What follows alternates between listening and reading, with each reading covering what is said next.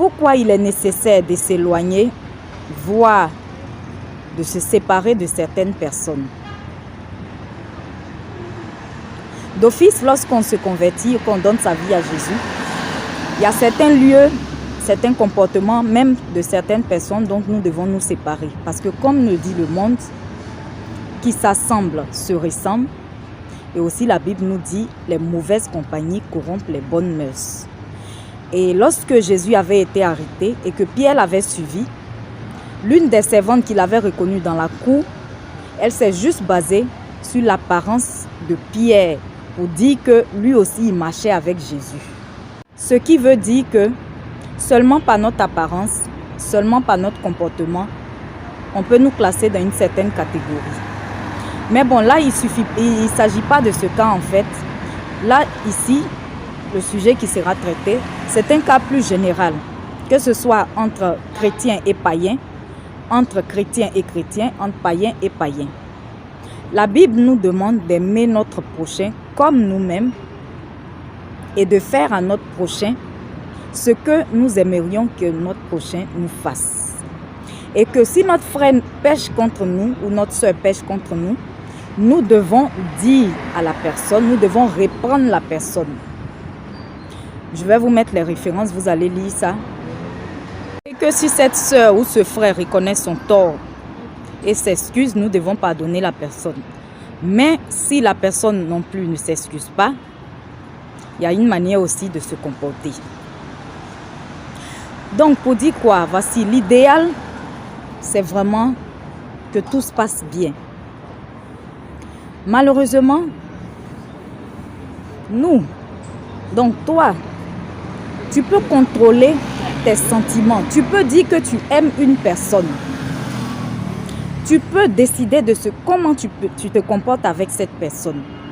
Mais tu ne peux pas contrôler les sentiments que cette personne a pour toi. Tu ne peux pas décider de comment elle doit agir envers toi. Je vais vous raconter une histoire. Deux femmes donc, qui étaient meilleures amies, presque sœurs apparemment. Elles sont allées boire quelque part et il y a une qui s'est levée pour aller aux toilettes et l'autre qui était assise a mis quelque chose dans son verre.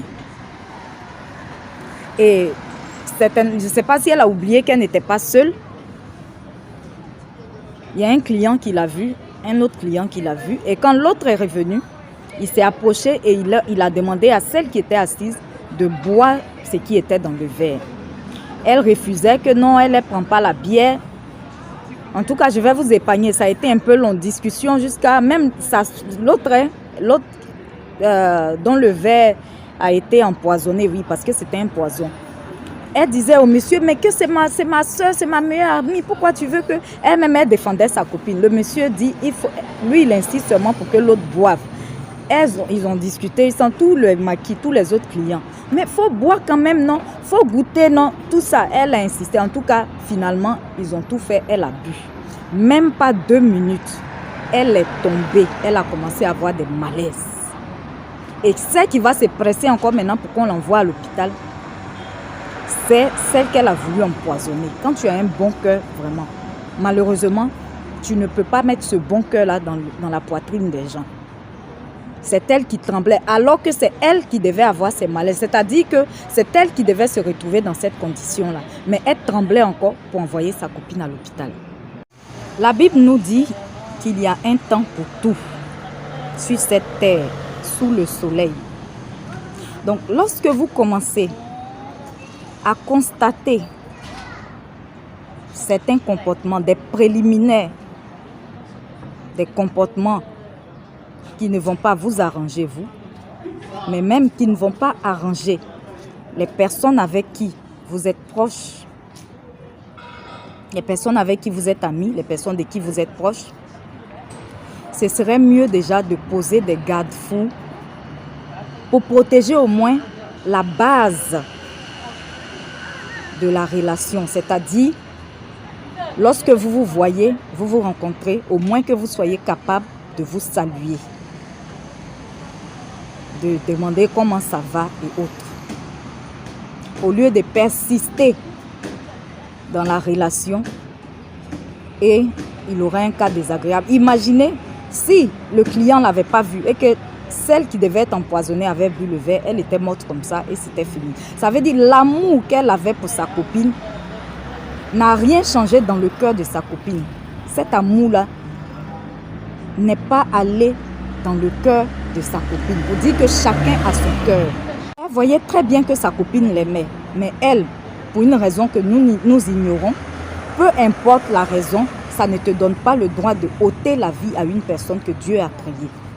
Parce que aucun homme ne peut créer la vie. Même femme qui portons la vie jusqu'à 9 mois pour donner la vie, mais à l'intérieur, là, comment ça se passe là?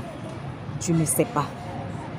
Dieu seul détient ce secret-là. Donc, nul n'a le droit de mettre fin à la vie de son prochain.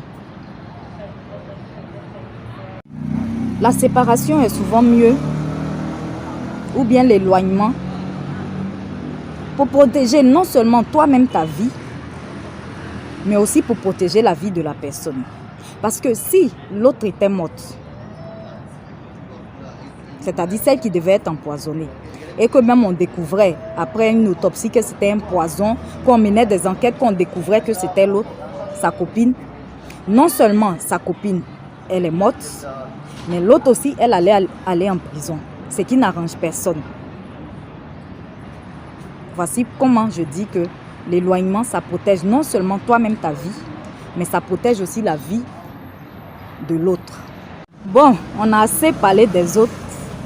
Maintenant, toi-même là, si tu constates que tu n'es pas sincère avec une personne, avec une amie, un ami, avec un proche, prie Dieu pour que Dieu change ton cœur. Parce que les mauvais sentiments là, le problème c'est pas de ne pas les avoir. Hein. Ça peut passer comme ça. Dans l'esprit, l'esprit travaille tellement que, je veux dire nos pensées, que vraiment souvent même il y a des trucs nous-mêmes là, on ne veut pas. Mais ça peut passer comme ça. Donc il faut prier, il faut confier ça à Dieu pour que Dieu t'enlève ça de la tête. Maintenant, si tu ne peux pas aussi là, il faut t'éloigner de la personne, même si c'est pour un temps, au moins pour ton bien, mais aussi pour le bien de la personne.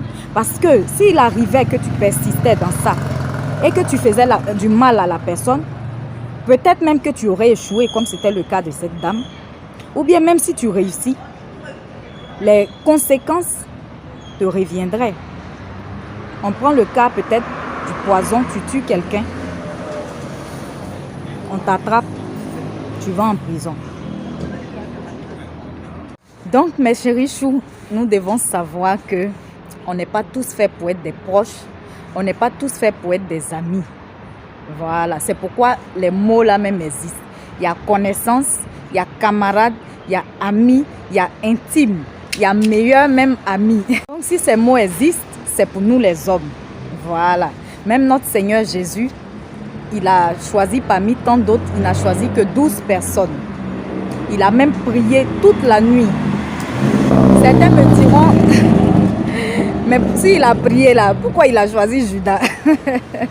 Mais quand Jésus est ressuscité là, est-ce que parmi ses disciples là, vous avez vu Judas dedans encore? Dieu est souverain. Œuvrons tout simplement pour avoir de bonnes relations avec les gens.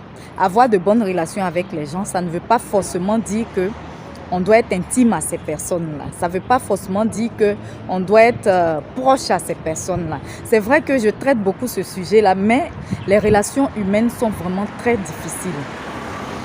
Et ça crée vraiment beaucoup de problèmes. De grands amis, nous pouvons passer à grands ennemis, à pire ennemi. Et c'est ce que nous devons éviter.